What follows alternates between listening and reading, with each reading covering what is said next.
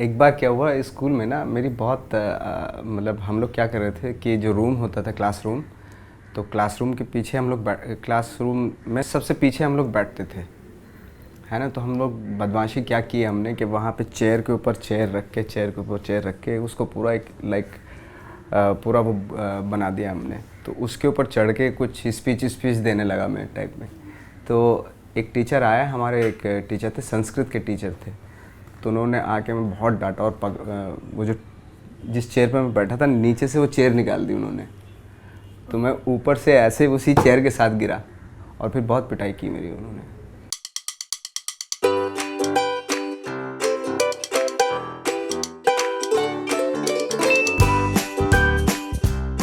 Hello, she is Naina.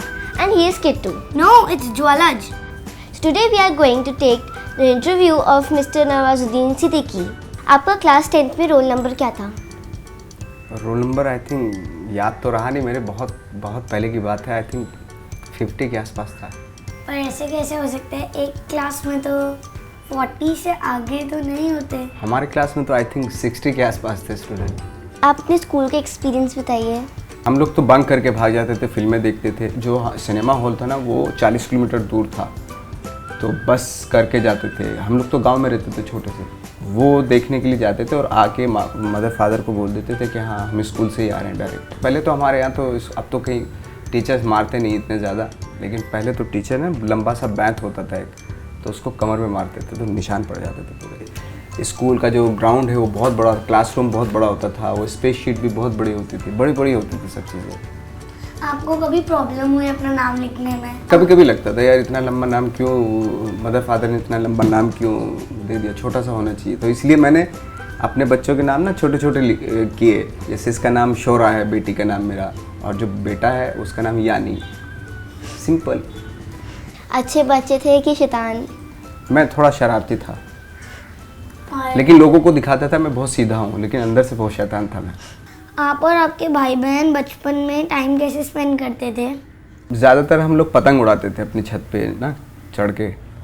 तो मैं पतंग उड़ाता था, जो भाई होता वो रील पकड़ता था, जो क्या बोलते हैं उसको, घुमाने वाला। हाँ जो घुमाने वाला, जिससे हाँ धागा लिपटा होता है। तो वो पकड़ता था मेरा भाई, और मैं पतंग उड़ाता था। तो इस तरीके से काफ़ी टाइम स्पेंड करता। तो और आपके बाकी भाई बहन, सिर्फ आप तो 2 ही हुए। वो देखते थे कि पतंग कब कटेगी भाई की पतंग कब कटेगी। तो आप उनको मौका नहीं देते थे कि वो नहीं करते थे? नहीं, मैं मौका नहीं देता था उनको पतंग उड़ाने का, क्योंकि मुझे बड़ा शौक था पतंग उड़ाने का एक्चुअली। आपको खाने में सबसे ज़्यादा क्या पसंद है? हमारे यहाँ पे मेरी जो मदर है वो बिरयानी बनाती है, तो उनका वो डिश मुझे बहुत पसंद है। आपने उनसे कभी उसकी रेसिपी पूछी है? मेरी वाइफ ने पूछी है, तो वो अभी बनाती हैं वो। तो मैं बनाना जानता हूँ, खाना बनाना जानता हूँ, लेकिन उसको थोड़ा सा सेंसिटिव है वैसे। इतना ज़्यादा आप थोड़ा सा इधर उधर कर दो तो बिरयानी की जगह कुछ और बन जाएगा। तो क्या आपकी वाइफ बिल्कुल आपकी मदर की तरह बनाती है? बिल्कुल मदर की तरह बनाती है। बाप का, भाई का, दादा का, सबका बदला लेगा तेरा ये फैजल, ये डायलॉग आप अच्छे से बोल के दिखा सकते हैं? बाप का, दादा का, भाई का, सबका बदला लेगा रे तेरा फैजल। ये अनुराग कश्यप ने लिखा था। इस तरह के डायलॉग जो है ना वो ही लिखते हैं, वो अजीब से डायरेक्टर हैं बहुत ही। जो अजीब सा होता है उसको मैं बहुत पसंद करता हूँ। तो एक्टर बनने के कुछ टिप्स बताओ। मुझे ऐसा लगता है कि पढ़ाई करना बहुत ज़रूरी है एक्टिंग के बारे में भी। पहले ये था कि जिसको एक्टर बनना होता तो बॉम्बे से, मतलब बाहर से बॉम्बे भाग के आ जाता था। अब तो स्पेशली उसकी पढ़ाई होती है, उसको बाकायदा उसका कोर्स करना पड़ता है। तो जैसे मैंने national school of drama Delhi में है, वहाँ से किया था। FTII है, वहाँ पे भी करते हैं लोग एक्टिंग का कोर्स। तो आपका वहाँ पे कोई बहुत अच्छा दोस्त बना था? बहुत सारे दोस्त हैं जो अभी बॉम्बे में भी हैं। स्वानंद किरकिरे है जो गाने लिखते हैं, मेरा बैचमेट है ना। बहुत सारी फिल्मों में, मुन्ना भाई MBBS में, इसमें बहुत सारी फिल्मों में गाने लिखे हैं उन्होंने। आप कौन सी फिल्म कर रहे हो? अभी मैं कर रहा हूँ माउंटेन मैन। एक बजरंगी रिलीज़ हो जाएगी अभी, और उसके बाद माउंटेन मैन आएगी। वो बहुत अच्छी फिल्म है। वो ऐसी फिल्म है कि एक आदमी ठान लेता है अपने दिमाग में कि मुझे ये पहाड़ तोड़ना है, और वो तोड़ देता है अपनी वाइफ के लिए। 22 साल तक पहाड़ तोड़ता रहता है, रास्ता बना देता है वहाँ पे।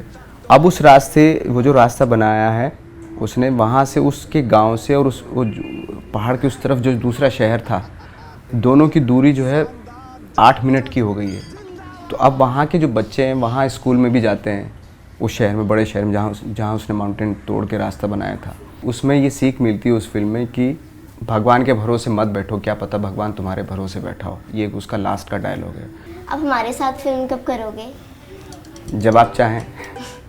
तो आपको शौक है फिल्मों में काम करने का? तो आप क्या बनना चाहती हैं? कुछ भी, थोड़ा सा भी रोल मिल जाए। तो किस तरह का रोल करोगे आप फिल्मों में? कॉमेडी का रोल करोगे कोई?